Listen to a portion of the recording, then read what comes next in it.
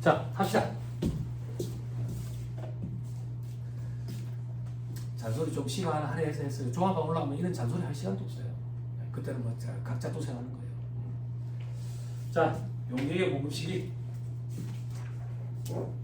너무 냉정해. 학교에서 수업할 때는 안 그러셨잖아요. 거기가 수준 자체가 다른데. 안 그래? 자꾸 보세요. 자꾸 보세요. 복습을 자꾸 하세요. 그게 불안감을 줄이는 방법이에요. 시험에 임박하면 불안해서 잠도 못 잘 거예요. 자꾸 보는 수밖에 없어요. 어쩌겠어요. 그죠? 근데 그거 여러분들 다 알고 있어요. 알고 있는 거 행하면 돼요. 그죠? 자, 용역의 공급식이 용역의 공식은 언제인데 영무의 제공이 완료되는 시점. 됐죠? 시설물 권리 등 재화가 사용되는 시점. 됐죠? 요거 하나만 더 할게. 우리 누가 딱 봐도 거래 형태로 공급식이 시험에 나올 것 같지? 그지? 맞거든. 시험에 잘 나와. 그러다 보니까 수험생들이 여기에 꽂혀가지고 원칙을 자꾸 놓쳐. 그래서 원칙이 시험에 말문제 보기를 구성하면 생소하게 느끼는 경우들이 있어. 원칙을 꼭 놓치면 안 돼. 그렇죠? 자, 그 다음 거래 형태별 공급식이 뭐죠? 장기활 조건, 그 밖에 조건, 중간 지급 조건, 완성도 기준 지급 조건부, 공급 단위를 구획할 수 없는 용역의 계속적 공급. 똑같네. 대가의 각본을 바뀌어야 돼. 됐죠? 그럼 장기활 조건부, 중간 지급 조건부 시험에 나옵니까? 아니. 왜요? 재화의 공급 파트에서 나와. 그럼 여기는요? 그 뒤에가 나와. 뒤에가 뭔데요? 공급 단위를 구획할 수 없는 용역의 계속적 공급이 시험에 나와. 제일 대표적인 게 어떤 건데? 부동산 임대용역. 내가 건물주인데 세를 준다고. 그럼 나는 부동산 임대용역을 제공하는 거지. 이 부동산 임대용역이 1년 되는 마지막 날에 한 번에 용역을 공급한다. 6개월이 되는 날에 마지막 날에 한 번에 공급한다. 이런 게 아니잖아. 매일매일 계속 공급하는 거잖아. 그게 계속적 공급의 제일 대표적인 예인 거야.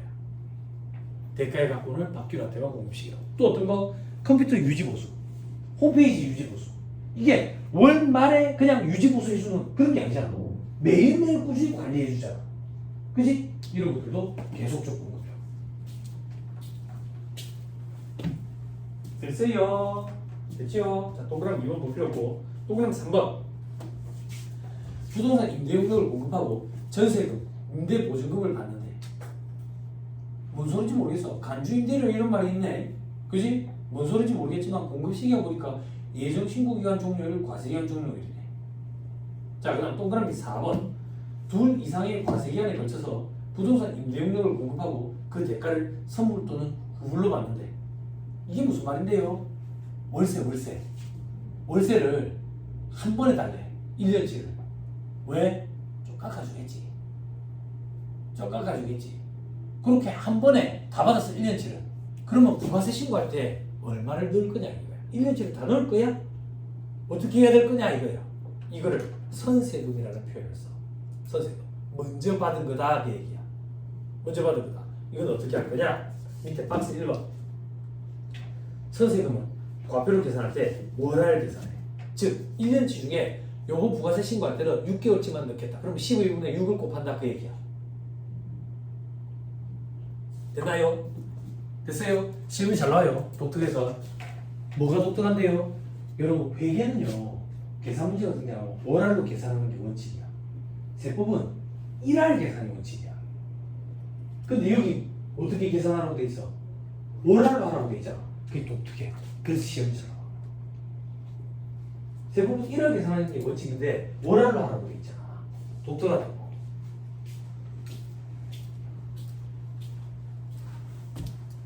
됐어요? 됐지요? 자, 그 다음 동그라미 5번. 특정 용역을 둘 이상 과세기간에 걸쳐서 계속적으로 제공하고 그 대가를 선물로 받는 경우. 이건 어떤 건데? 박스 보기 전에 제가 그냥 설명해 줄게. 헬스장이라고 생각하면 돼. 헬스장 한 달에 6만 원이래. 한 달에 5만 원, 한 달에 5만 원이래. 한 달에 5만 원. 그런데 1년치를 한 번에 결제하면 50만 원 해주겠대.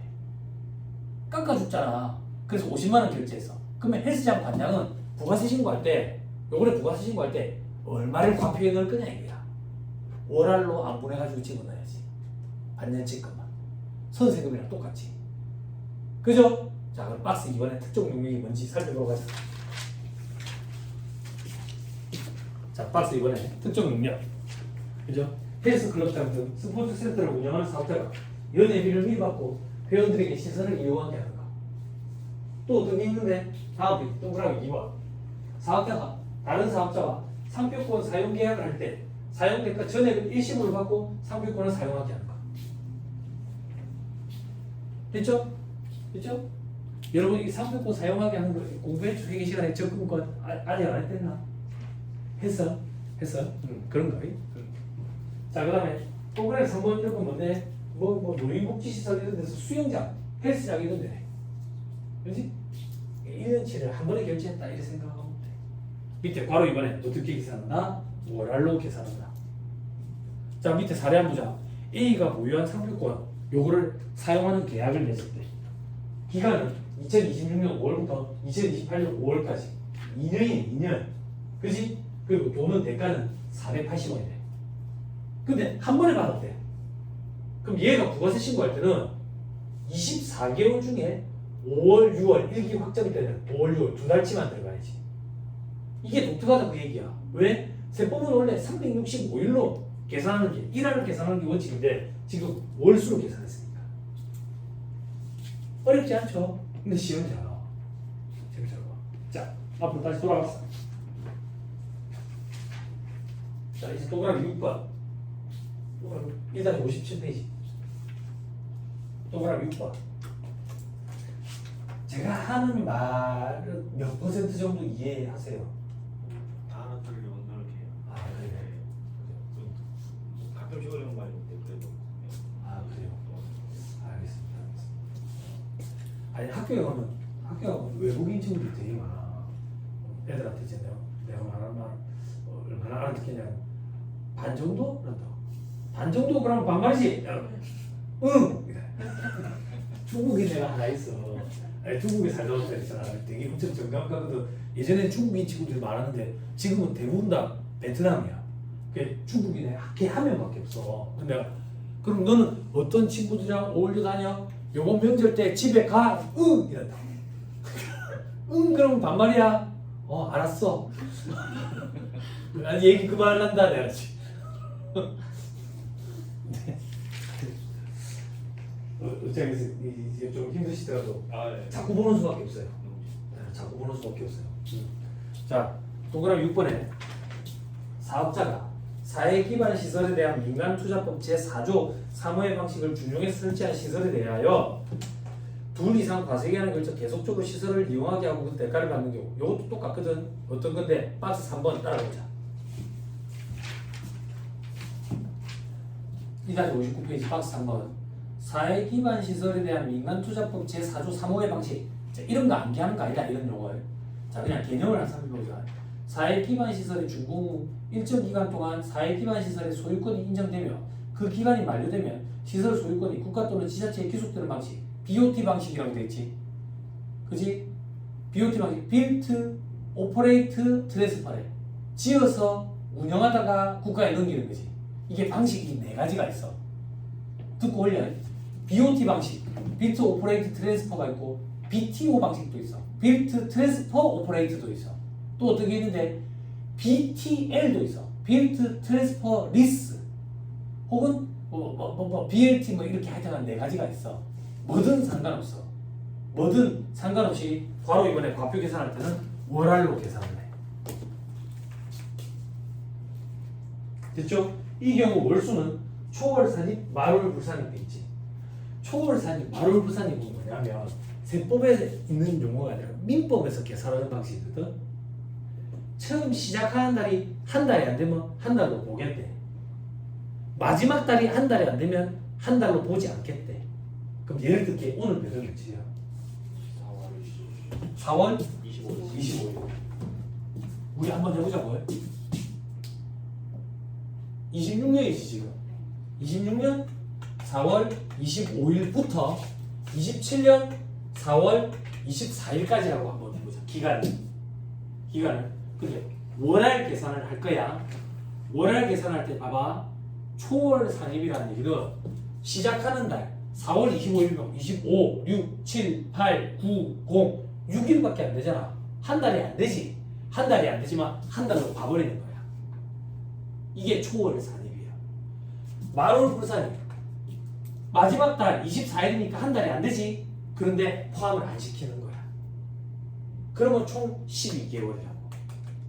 이렇게 하는 게 초월 산입, 말월 불산. 민법에 나오는 용어야. 그럼 요거 말고 반대 경우도 있습니까? 있어. 초월 불산입, 말월 산입 이런 것도 있어. 근데 그런 거 헷갈리잖아. 우리는 어떻게 기억하면 되는데 초월 산입, 말월 불산입. 초월 불산입, 말월 산입 뭐든 상관없이 둘 중에 하나만 집어넣으면 돼. 하나는 빼고 그렇게 계산하면 돼. 됐죠? 됐죠?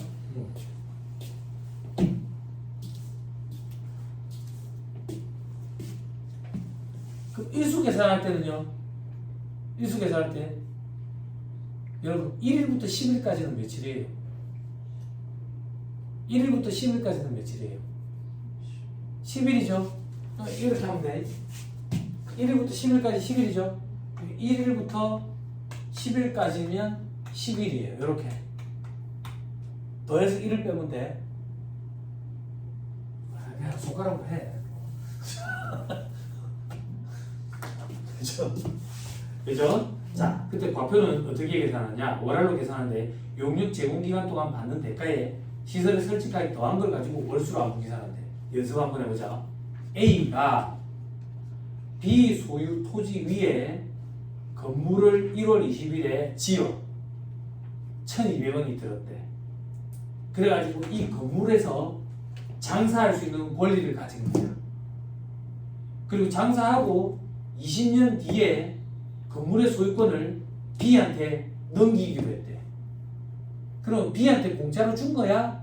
아니야. 이 건물에서 장사할 수 있는 권리를 받아온 겁니다. 교환이라고, 교환. 그랬을 때 2026년 1기 예정신고 기간에 B의 과표가 돼 있지. B의 과표. 그지? 그러면 B는 A한테서 뭘 받았냐 이거야. 뭘 받았냐? 뭘 받기는 건물을 받잖아. 그려줄게.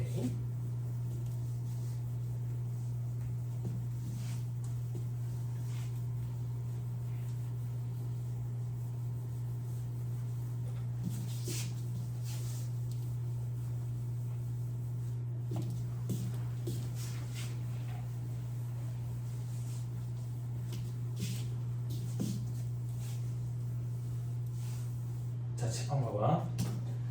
자, 방향을 잘 봐야 돼. A랑 B가 있어. A가 B한테 건물을 줄 거야. 물론 20년 뒤지만. 그럼 B는 A한테 그 건물에서 장사할 수 있는 사용 수익할 수 있는 권리를 준다고. 그래서 공짜로 준 게 아니야. 증여가 아니라고. 대가를 받은 거야. 근데 대가가 돈이 아니야. 교환이라고. 교환이라고. 근데 지금 이 문제에서 묻는 것은 B의 과표를 물어본다고. B의 과표를 물어본다는 얘기는 과세 표준에다가 10% 곱하는 게 뭔데? 매출세액이지. 그지? B는 뭘 팔았냐 이거야. B는 권리를 팔았어. 그럼 여기 들어가는 건 뭔데? 권리 판 대가가 들어가야 될 거 아니야. 근데 이게 돈이 아닌 거야. 그럼 얼마를 넣을 거냐고. 받은 거에 적정한 시가를 넣겠지. 그지? 받은 게 뭔데? 건물이네. 6,200원이라고. 글쎄요? 칠판 봐봐. 근데 이 1,200원이 선세금이나 마찬가지네. 왜? 20년 동안 쓸 수 있도록 해줬거든. 그러면 2,200원을 20년으로 나눠야지. 20년 곱하기 12개월. 그 중에 지금은 언제라는데 1월 20일인데 1기 예정신고 기간에 과표를 몰았네. 1기 예정신고 기간은 1월, 2월, 3월인데 1월 20일이니까 첫 달이 한 달이 안 된다며. 근데 한 달로 보지. 그러면 봐봐. 요 중에 3개월. 여기까지 됐어요? 안 어렵죠? 안 어렵죠? 근데 단서가 한 개 더 있네. 어떤 단서가 있는데 다만 건물과 별도로 임대료 400원 더 받았대. 20년에 걸쳐서. 그럼 봐봐. B는 권리를 팔고 건물 말고 400원도 더 받은 거지. 안 어렵죠? 안 어려워요. 이게 뭔데? 빌트에서 그지? 오퍼레이트하고 트랜스퍼 한다네. 빌트에서 트랜스퍼하고 오퍼레이트 했대. 빌트에서 그지? 저기 이제 리스하고 그리고 트랜스퍼 했대. 빌트에서 트랜스퍼하고 리스 해도 되고 뭐든 상관없다고. 됐죠? 됐죠? 이거 그거 아니야? 이거 그거 아니야? 이거 그거 좌절. 좌절 OT 얘기야? 이거지? 좌절. 요즘 애들 진짜 대단해. 이런 걸 어떻게 찾았을까? 아니, 너무 내 스타일. 됐죠? 안 어렵죠? 시험에 나와요. 넘어가. 자, 앞으로 돌아오세요. 앞으로 돌아오시면 이제 동그라미 7번 폐업 전에 공급한 용량의 공급 시가 폐업일 이후에 돌아온대. 폐업일. 됐죠? 방금까지 살펴본 건 뭔데? 4, 5, 6번 살펴봤다고. 4, 5, 6번이 어떤 거였는데? 내려봐봐. 월할로 안분 계산하는 거였지. 이 안분 계산은 내가 혼자서 계산할 거야. 그러면 공급 시기는 도대체 언제로 볼 건데? 부가세 신고할 때 계산할 거 아니야. 그러니까 예정 신고 기간 종료일, 과세 기간 종료일. 요때 기준으로 부가세 신고를 할 거니까. 됐죠? 그렇게 암기하면 편하지. 그럼 마무리 한 개만 딱 더 하면 되네. 동그라미 3번 간주 임대료. 자, 요건 어디로 가는데?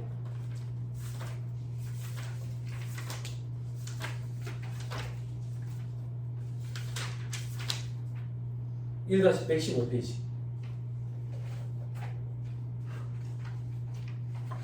부동산 임대시 과세 표준 돼 있죠? 그죠? 부동산 임대했을 때는 임대료 115페이지 임대료, 간주 임대료, 관리비 수익, 보험 차익 X 돼 있죠? 그죠? 뭐야? 오탄가? 법인세법, 소득세법에서는 보험 차익도 포함이 돼요. 부가세법은 포함이 안 돼요. 차이를 보여주기 위해서 이런 거예요. 그죠? 근데 아직 몰라요. 왜? 다른 부분을 공부해 본 적이 없으니까 차이가 나는지도 모르는 거죠. 그죠? 좀 기다리면 돼요. 자, 임대료는 뭔데? 월세예요, 월세. 됐죠? 그럼 간주 임대료는 뭔데? 칠판.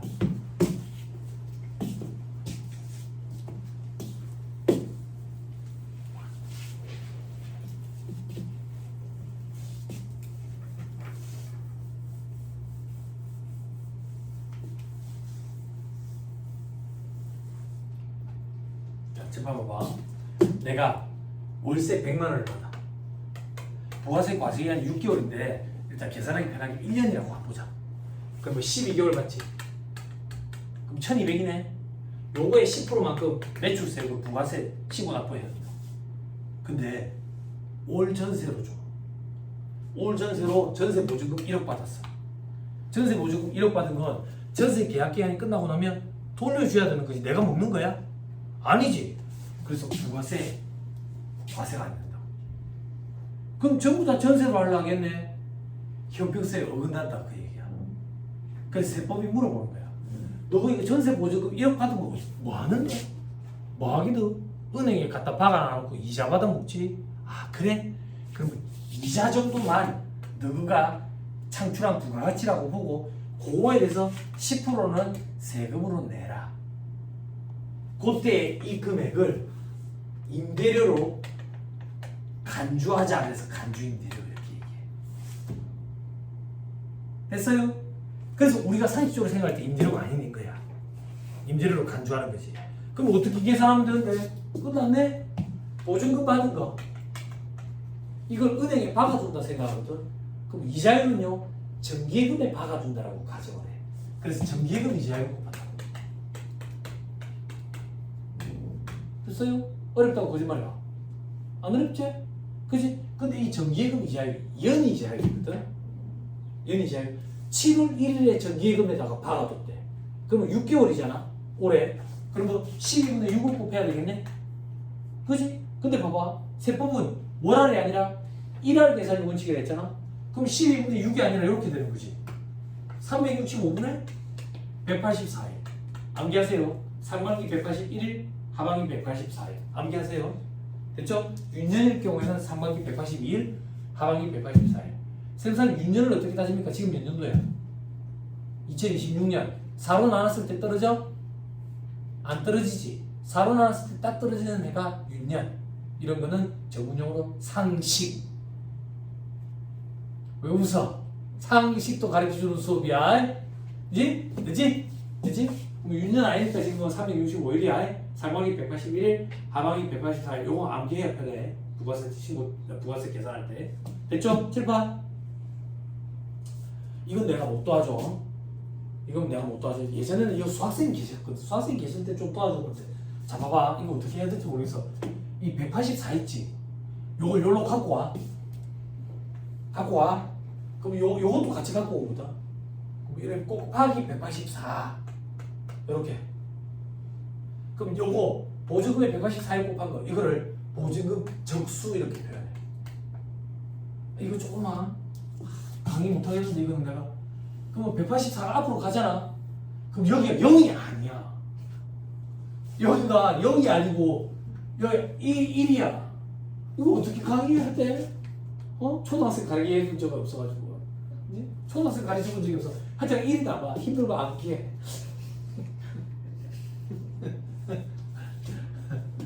이런 거 힘들어하는 사람들 있어. 어떻게 해? 수준이 이해한대. 내가 이런 것까지 어떻게 가르쳐줘? 초등학생 가르쳐 본 적이 없다니까. 하여튼 여기 1이 남아. 0이 아니야. 그래서 이게 간주인대로 계산하는 사실이야. 책을 보세요. 보증금 적수에서 정기예금이자를 곱하고 365로 나눈다 돼 있죠? 또 지저분합니다. 세무사님. 뭐가요? 중간에 보면 건설비적수 X 돼 있고요. 뒤에 보니까 금융수익 X 돼 있어요. 소득세법, 법인세법이랑 차이점을 보여주기 위한 거야. 그지? 그럼 여기서 요 정도는 유추할 수 있다. 우리가 뭘 유추할 수 있는데? 부가가치세법상 간주임대로 계산하는 사식이 제일 간단하네. 그지? 그 정도는 유추할 수 있죠. 법인세법, 소득세법의 간주임대로 계산하는 사식은 많이 복잡해요. 됐죠? 그러니까 어렵다고 우는 하지 마세요. 어려운 거 아니니까. 어려운 거 아직 하지도 않았어요. 됐죠? 됐죠? 지금 어렵다고 느끼는 건 게으른 거예요. 됐죠? 오케이, 됐습니다. 돌아오세요. 우리 뭐 보고 있었는데? 공급시기. 그래, 간주임대로의 공급시기는 어떻게 되는데? 이거 누가 계산한대? 내가 계산할 거야, 동물주가. 언제 계산할 건데? 맨날 계산하고 있겠어? 부가세 신고할 때는 계산하겠지. 그래서 예정신고기한 종료일, 과세기한 종료일. 암기하기 편해졌죠? 그렇죠? 됐습니다. 또 넘어갑니다. 자, 1-60페이지. 잘 버티고 있습니다. 공급시기 특례에 되어 있죠? 자, 요거부터 다시 용어부터 확실히 해줄게. 여태까지 공급했던 게 공급시기야. 지금부터 할 거는 그거에 대한 특례 규정들을 살펴보자 그 얘기야. 혜택이다 이렇게 생각하면 돼. 혜택. 됐죠? 자, 원칙. 앞에서 공부한 공급시기의 세금계산서를 발급하는 게 원칙이야.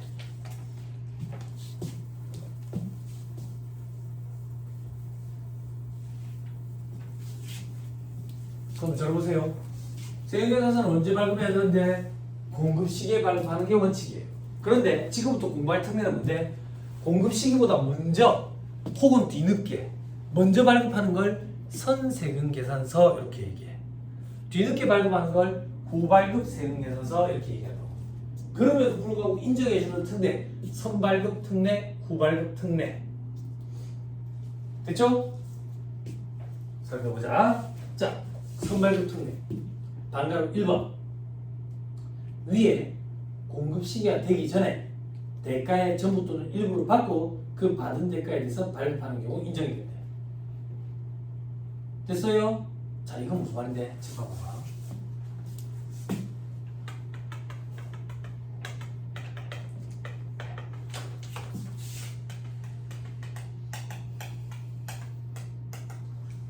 자, 공급하는 자가 재화를 보는 거야.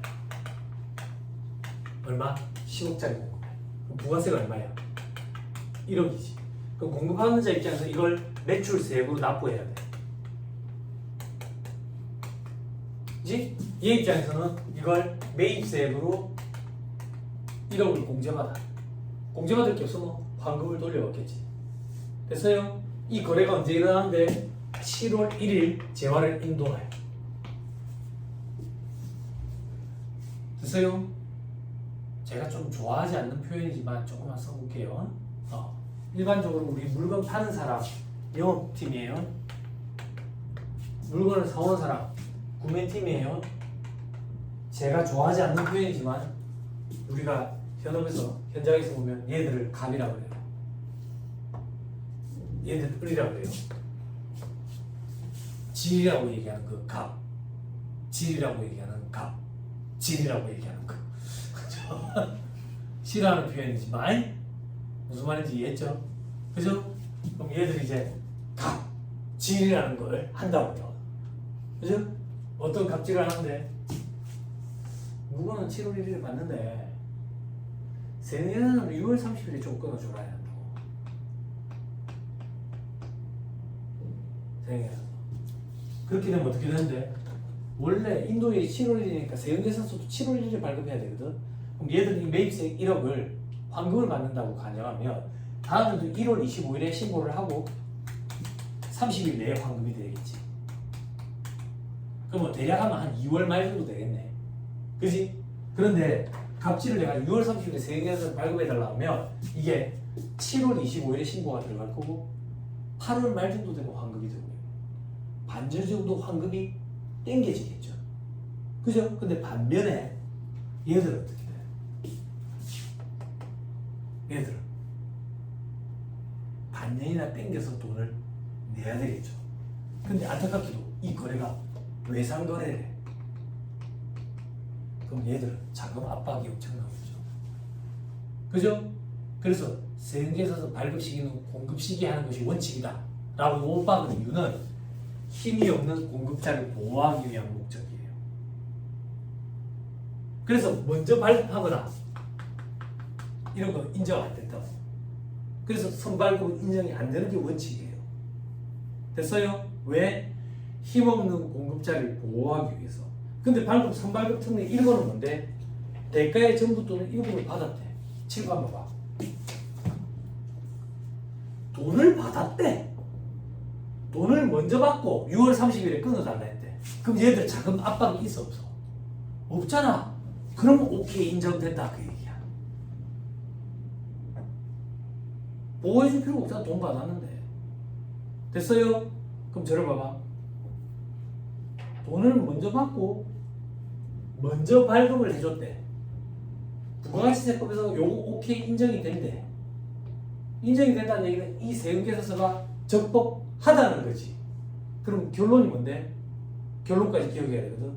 공급 시기는 6월 30일이 공급 시기야 돼. 요거까지 기억해야 돼. 그래서 안 가르는 거 위에 파란 것이 화살표 옆에 이 경우 공급 시기는 발급하는 때가 공급 시기가 된다. 됐죠? 요거까지 암기해야 시험 문제를 맞출 수 있어. 됐나요? 됐죠? 7번 봐봐. 실제 물건은 언제 넘겨주는데? 이때 넘겨주잖아. 이때. 그렇지만 6월 30일이 공급 시기가 된다. 무슨 말인지 이해했어요? 오케이 됐습니다. 자, 방금 이거 발급부터 한 후 대가를 다음과 같이 받는 경우. 동그라미 1번 발급 후에 발급일로부터 7일 내에 대가를 받는데 이건 무슨 말인데? 공급 받는 자가 그러는 거야. 야 일단 먼저 세금계산서 좀 발급해줘라 이러는 거야. 그때 공급하는 자가 그러는 거야. 법이 바뀌어 안 된다고. 부가세법 모르냐고. 공급 시기에 무조건 인도하는 시점에 공급 시기에 발급해야 된다고. 혹은 대가를 먼저 받으면 발급해 줄 수 있다고. 그때 공급 받는 자가 그러는 거야. 아 돈 줄게. 일주일 안에 줄게. 먼저 발급해줘. 그거까지는 괜찮다 그 얘기야. 무슨 말인지 이해했죠? 그래서 발급부터 하고 7일 내에 대가 받을 때는 괜찮아. 선발급 인정해준다. 됐어요? 자, 그 다음 동그라미 2번 발급일로부터 7일이 지나도 인정이 되는 경우가 있대. 어떤 경우? 동그라미 기업, 계약서 등에 대금 청구 시기와 지급 시기를 따로 적고 대금 청구 시기와 지급 시기 사이의 기간이 30일 이내래. 자, 이 얘기인 거야. 공급받는 자가 그래. 야, 먼저 좀 발급해줘라. 근데 공급하는 자가 그래.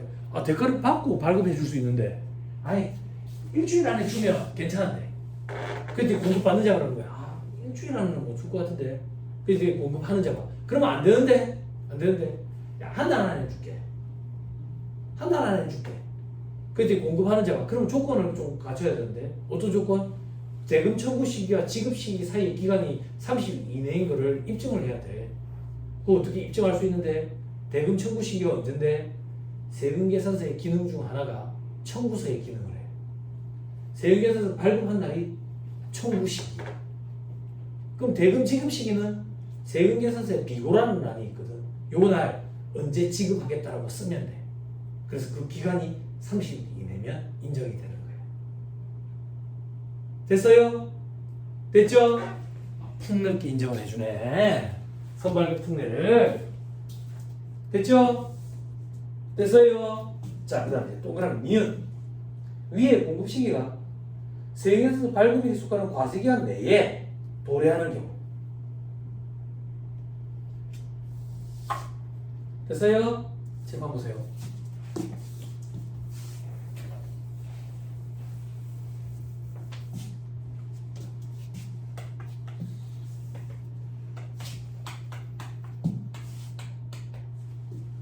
잘 봐. 잘 봐. 물건이 공급되는 거. 공급되는 거 6월 1일이야. 6월 1일이라고. 그런데 거래처에서 세금계산서를 5월 1일에 좀 끊어달래.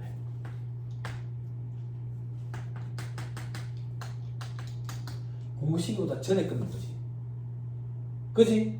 그지? 4월 1일에 끊어달래. 공급시기보다 전에 끊는 거지.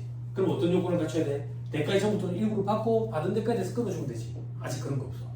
혹은 일주일 내에 대가 받으면 되지. 그런 것도 없어. 혹은 30일 내에 대가 받으면 되면서 청구 시기와 지급 시기 기재하면 되지. 그것도 아니야. 근데 먼저 끊어달래. 잘 봐.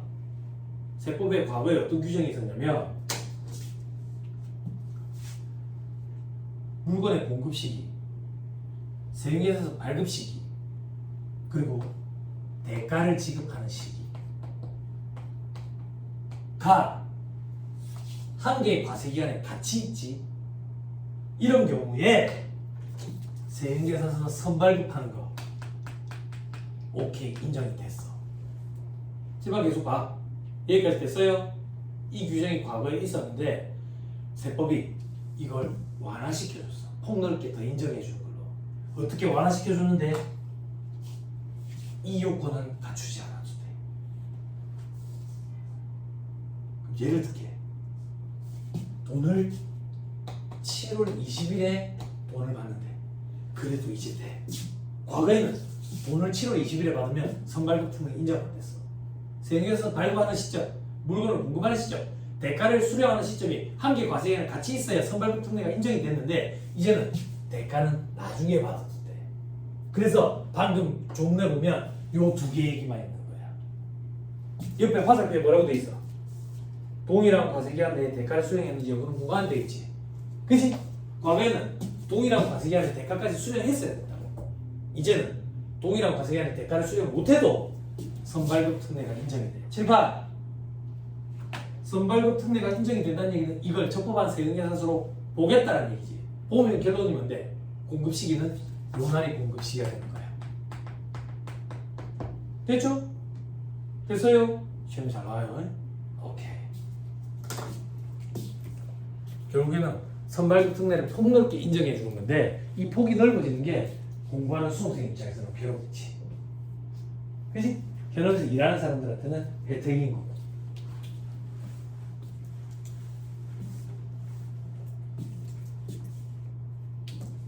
됐나요? 됐지요? 자, 그 밑에 반가로 3번. 다음의 경우도 선발급 특례 인정입니다. 근데 옆에 화살표 뭐라고 돼 있어요? 대가 수령 여부와 무관하게 공급 시기로 본다. 즉, 대가 수령 안 해도 선발급 특례를 인정해주겠다는 얘기야. 됐죠? 어떤 건데? 장기할부 판매, 장기할부 쪽 공부, 용역.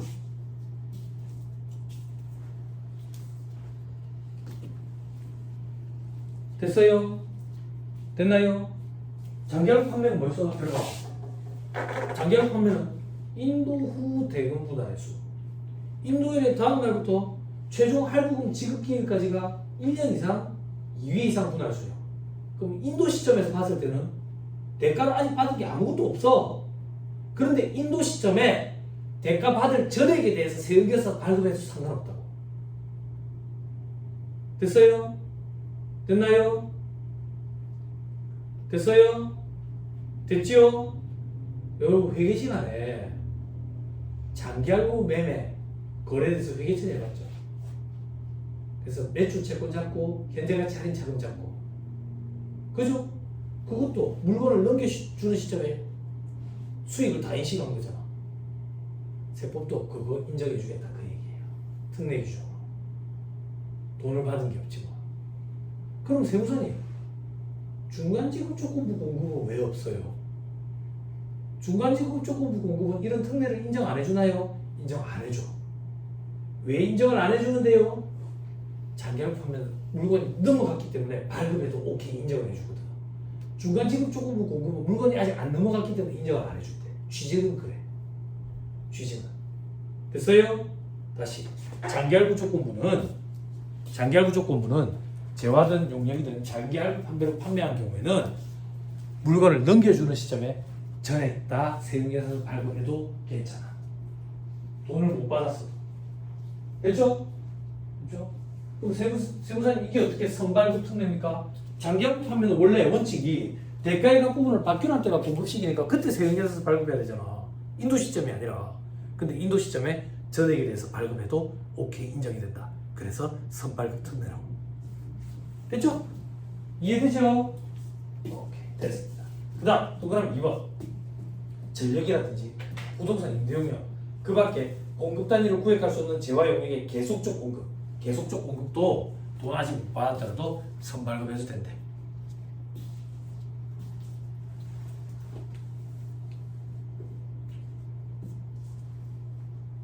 됐죠? 됐죠? 이건 언젠데? 대가의 각 부분을 받기로 한 때가 공급시기잖아. 대가를 받았는지 상관없이 발급하잖아. 그 얘기라고. 됐죠? 자, 그 다음 동그라미 3번은 볼 필요 없어요. 됐습니까? 자, 이제 후발급 세금계산서 특례만 살펴보면 되겠네요. 밑에 원칙적으로 인정한대. 다만 예외적으로 공급일이 속하는 달에 다음 달 10일까지 발급해도 인정이 되는 경우가 있대. 이 경우에 공급 시기는 언제가 되는데 작성 연월일이 공급 시기로 바뀐대. 인도 시점이 아니라.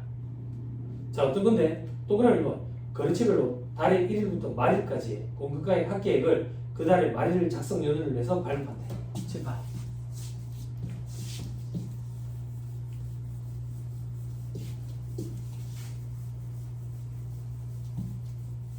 자, 이건 어떤 얘기인데 이 얘기가 5월 1일부터 5월 31일까지 거래처에 납품을 할 건데 공급을 할 건데 매일 수차례씩 한대. 매일 수차례씩 계속 공급이 이루어진대. 그럼 원래 원칙적으로는 인도 시점이 공급 시기잖아. 그때 세금계산서 발급해야지. 매일 수차례씩 납품할 때 매일 수차례씩 세금계산서 발급하다가 일을 못하겠어. 그래서 이런 경우에는 요거를 하나로 묶어서 전체 금액을 요 날을 작성 연월을 해서 다음 달 10일 언제?